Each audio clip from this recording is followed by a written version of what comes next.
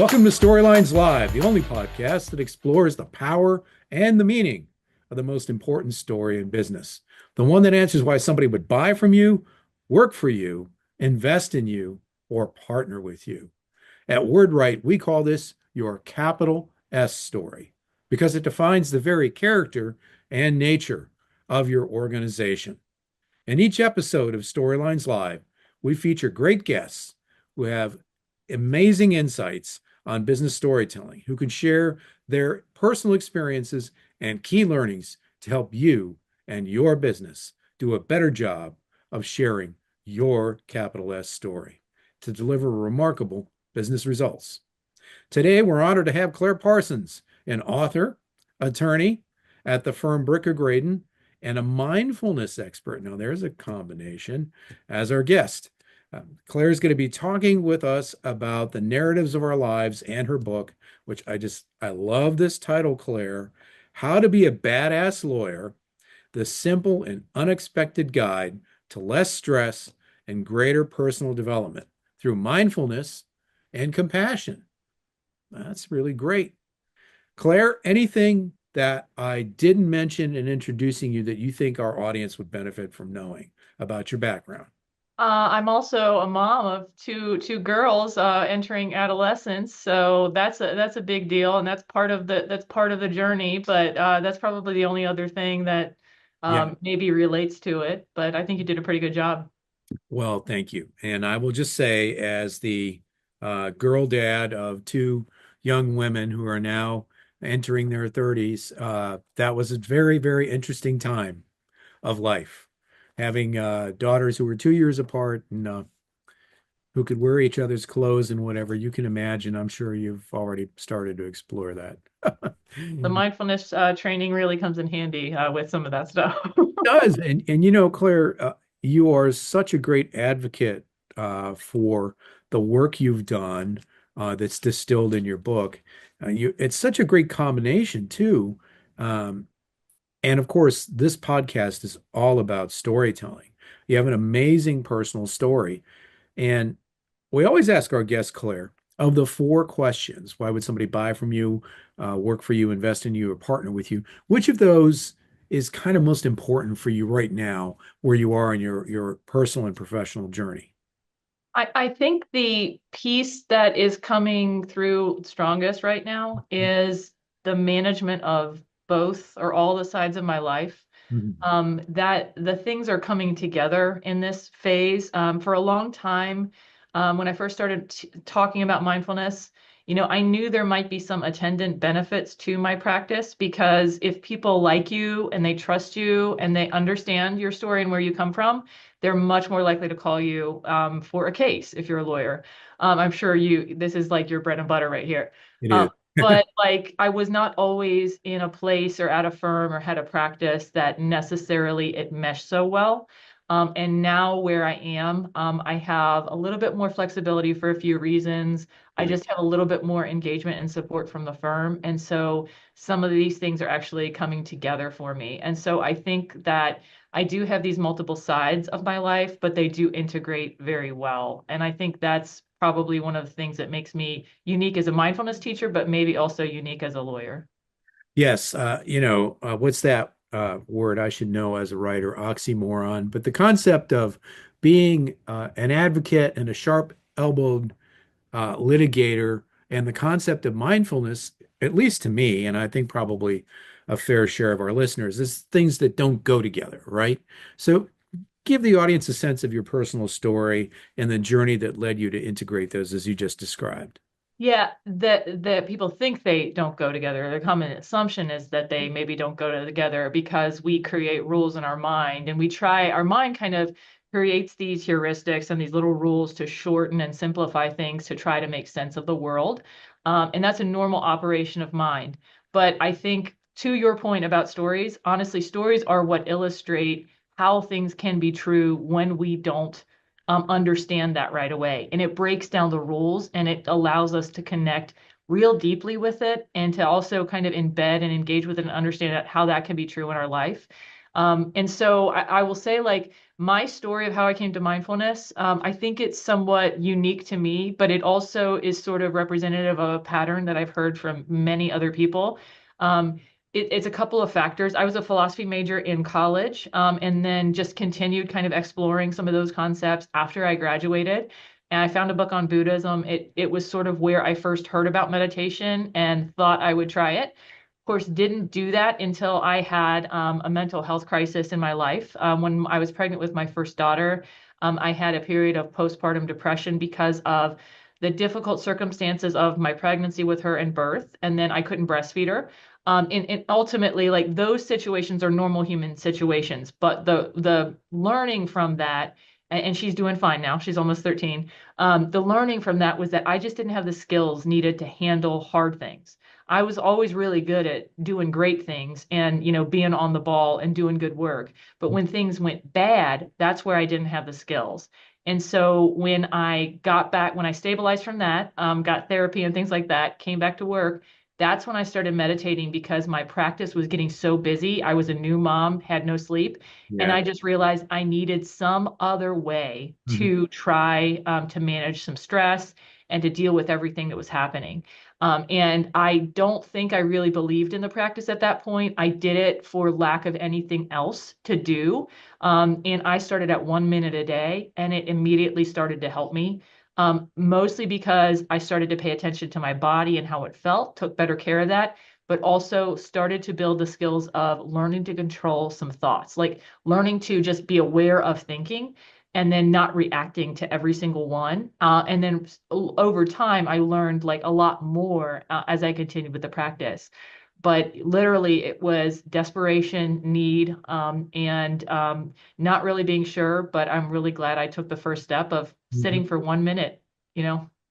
Yeah, it's great. And just as a quick aside, my own meditation journey really amped up during COVID. And I use an app. I'm now up to 10 minutes a day.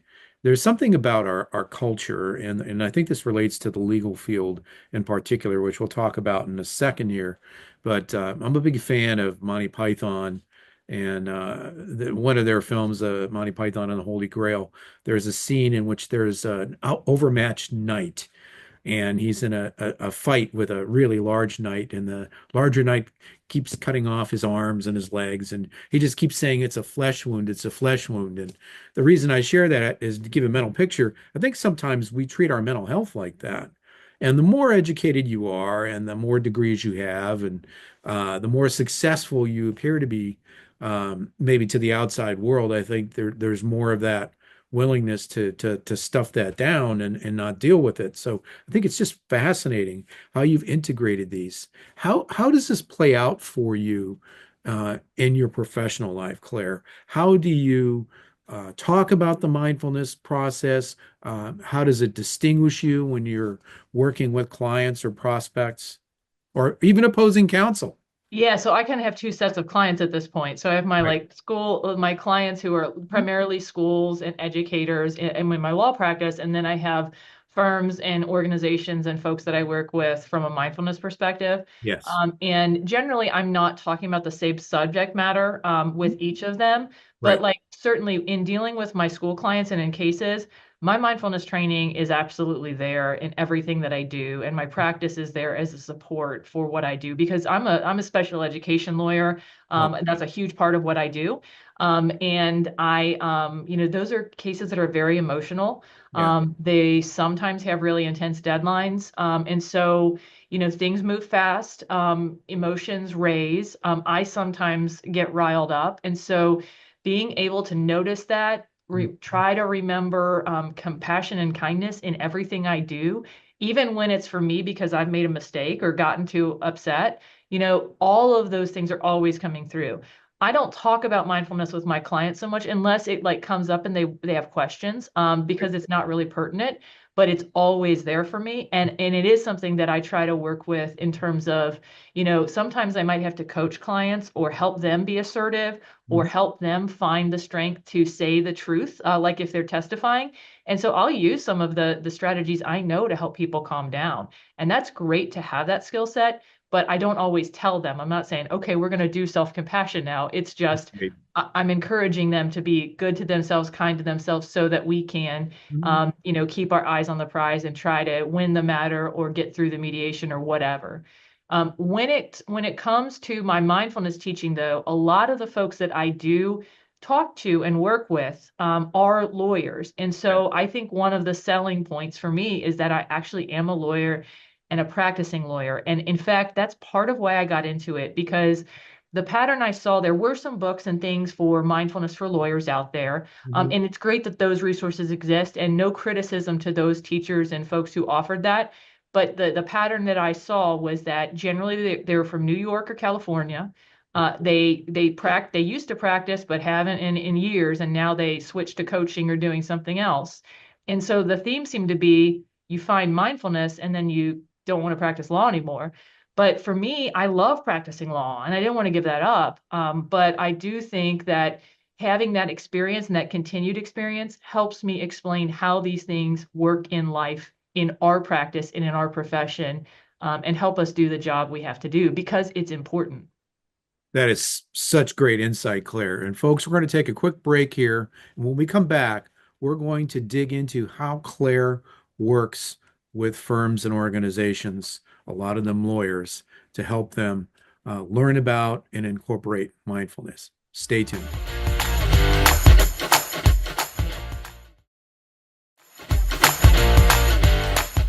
Welcome back, folks, to Storylines Live, the only podcast that explores the power and the meaning of the most important story in business, the one that answers why somebody would buy from you, work for you, invest in you, or partner with you.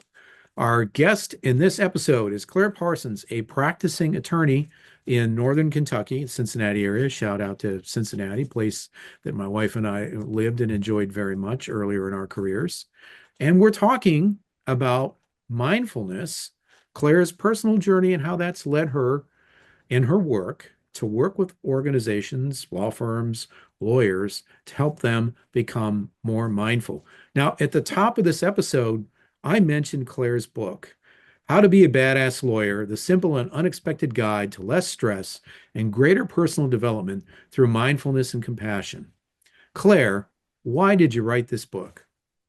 I always wanted to, is the honest answer. Part of what happened when I started meditating is that I started to realize I had a lot of thoughts, struggles with overthinking for years, really bad, intense, didn't know how to manage it until I started meditating and realized that. And then over time, part of what I started to realize was that some of my copious thoughts, I mean, many of my thoughts were garbage, right? You just discard them, let go of them. But some were things that recurred. They were themes. Sometimes it was like a strand of text that would continue to run through my mind. Mhm. And I started to realize that, oh, this is an idea. And then started to realize that when that recurrence happened, I started to realize, oh, this is when I'm ready to write. I would sit down and something would come out really clear, quickly, felt good. It also felt better to let it go. So I started posting on social media. I started blogging, gradually, built up skills with respect to that. I grew a following on LinkedIn. I established my blog in 2020, been going for about 4 years. And after the first year with the blog, I realized I had 50 posts, about 1,000 words each. And so I was like, that's enough for a book. And I, at that time, had a coach that I had become acquainted with who helps people write books. Yes, And I was like, I'm about to turn 40. I knew if I could learn how to write one book, I could do another one. there And you go. so I worked with this coach to get it done quickly because Mhm. that 40th birthday was helping me to get motivated to get it done. Sure. And that is kind of the story. I got it done before my 40th birthday. And since then, I have done a children's book. I recently just edited a treatise, which related to legal matters, but would not have had the confidence to do it without the book. And I just finished my first novel. So I don't know if it's a good one, but I finished it and sent it off to some people to read. So that's an accomplishment. So it's amazing what can happen when you learn a new skill. Well, I totally agree. That is just awesome. Thanks for sharing that. And folks will include links to this in the show notes. So you can take a look at Claire's writing, not only the book that I've mentioned a couple of times, but also some of her others. Okay, so you write this book. Now, today, part of your work is with firms, lawyers, and helping them with mindfulness. Tell our audience how you work with those folks. So it really depends what they're looking for. I do have a number of presentations that are sort of ready to go. And sometimes people hear about a presentation I did, or they see it on my website and they just say, we want that, like the a la carte menu kind of option. Sure. A lot of times, though, people will email me or reach out and they'll say, I want something on stress management or wellness or mental health, but they don't know what. And so we talk and can tailor make things for people. A lot of times it tends to be smaller one-off sessions, but lately it's been growing into larger presentations. And what I'm really excited about getting to do more recently too is facilitated discussions where the wisdom isn't just coming from me, it's also coming from the group. I just did that recently. So a lot of it really is trying to explain and demystify mindfulness, helping people understand just the value of building some of these practices into their life, helping them experience some of the practices and understand. But I am trauma informed and trauma sensitive trained as well with respect to mindfulness. So I Right. also do try to encourage people to be real kind to themselves, real gentle, to move slow. And I do have some ability to like modify and offer additional support for people if and when they need it. So it really can be a lot of different things. Sometimes it's just a session, sometimes it's a Q&A interview. I've done a range of things for people, but all of it generally relates to mental health, stress management, mindfulness, and helping people understand that there are skills out there that they can actually build to make a difference in their life and work. Wow, that is great, Claire. When you're doing this aspect of your work, what brings you the most satisfaction? So I think that the thing that made me start teaching mindfulness was, when you go through something like depression or anxiety, and you start to see that there's actually a way out of it. I know when I had my big overthinking problems, I know that I didn't think there was anything that could fix it. Because I had tried therapy, I had tried medication, and those things help me stabilize. And if you need those, get those supports. You Yeah, deserve them. totally. But like they didn't long term fix my issues. The thing that helped me the most was meditation, and sometimes you might do that in conjunction with a therapist. That's a Yeah. great way to do it. But for me, it was the meditation that helped. So what I wanted to do was I didn't want anyone else to feel like what I felt, Hmm. especially not when there was a way out. And but I knew like meditation is a practice that's hard. There's a lot of impediments to people and judgments that come up. So I wanted to make it a little bit more relatable. I wanted people to see that real people who even live in the Midwest, Yes. can do these practices, that they're not weak, that they're not hiding from problems, that they're not just focusing on yourself, but they're really about engaging with life more directly, courageously, and with a lot more happiness. And so I wanted to be that person that helped do that. And just the other important piece of this is I love speaking and I love writing. And so because I had those skills, I could be an ambassador for something that I really cared about and had the skills to teach. That's awesome, Claire. If it's possible, and certainly, anonymize anything if you think it makes sense, but to give the audience a bit of a picture, do you have a success story or two that you could share, an individual or an organization you worked with where there was some change that as a result of meeting and working with you? Yeah, I have testimonials on my website on my speaker page with groups that I Sure. worked with, but I think the favorite one, and this is like a pattern, this isn't a single person, but the favorite message I get from people is that they were skeptical about the ideas I'm going to talk about, Hmm. but they heard me talk and they were convinced. And a lot of times that comes from older males in the legal profession. There you go. When I went and spoke to a state bar association recently, an older male sent me an email and he said, I did not want to go to your session because I couldn't stand the idea of the badass lawyer at all. I hated that. But when I heard you talk, it was one of the best things I ever heard. And like that just made me smile so big. Those are the things I like because I truthfully, I like use that title to get people's attention. But I explain that badass lawyer isn't, being Saul Goodman. It's not violating the rules. It's really about doing what you need to do, but also taking care of yourself. And to some degree, mindfulness is rewiring ourselves and kind of rebelling a little bit against our training growing up, in terms of doing always just stuff for other people, not focusing on your own needs. That's sort of where, that idea comes from. But when I can help people relate to it and, when their brain wants to say no and I can get them to engage with it a little bit, that is what tells me, I'm doing what I need to do. And so those are my favorite messages to get after I speak. Claire, that's absolutely great. I love that. What you just shared is, there's a passion there, right? And a connection that is just awesome. Is there anything that I didn't ask you about that you feel like it would be beneficial for our audience to know? Yeah, one thing, so you didn't ask me directly just about like actually telling stories in the process Yes, of teaching. please. Thank And I you. I mentioned that forget that. I just finished a novel. Now, I don't know if it's good. It's definitely derivative. It's my first attempt. I really don't write fiction. Congratulations. Yeah, thank you. But one of the things that kind of got me to do that was that there's certain ideas, I think, with respect to mindfulness that it's hard to offer a lot of advice. And one of those is that meditation practice actually is hard. And for some people, there could be some risk factors in terms of adverse experiences that come up with the practice. Right. So you're in this kind of double bind as a teacher where you want to encourage people to practice, but there's adverse experiences. And Yeah. in fact, some of the lessons, the insights, the benefits of the practice come from engaging with those adverse experiences. But to push people to practice or to encourage it sort of sets them up for this situation where they're going to deal with some uncomfortable things. Yes.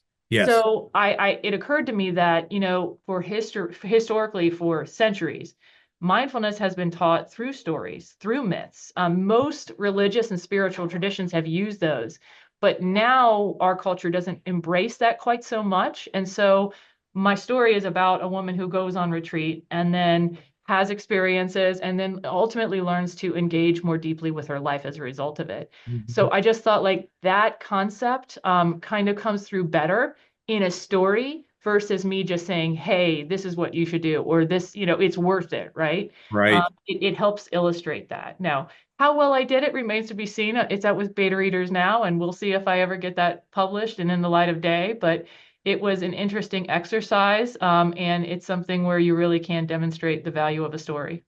I love that, Claire. And my money's on you. You let us know when that book is out there because I would definitely like to read that. That's a transformation story, is a really great story arc, and congrats on that. How can people best reach you in our audience if they want to reach out? Yeah, so I have the blog Brilliant Legal Mind, and it's just brilliantlegalmind.com.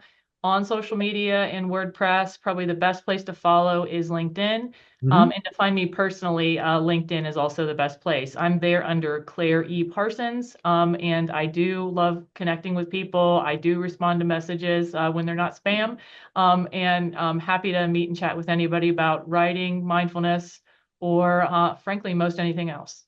That's wonderful, Claire. Thanks so much for being a guest on the podcast. We really appreciate it. Folks, we'll make sure we have links to all the resources that Claire shared in our show notes. And I want to thank our audience for being with us for this episode of Storylines Live, the only podcast that explores the power and the meaning of the most important story in business, the one that answers why somebody would buy from you, work for you, invest in you, or partner with you. At WordWrite, we call that your capital S story. We'll see you next time.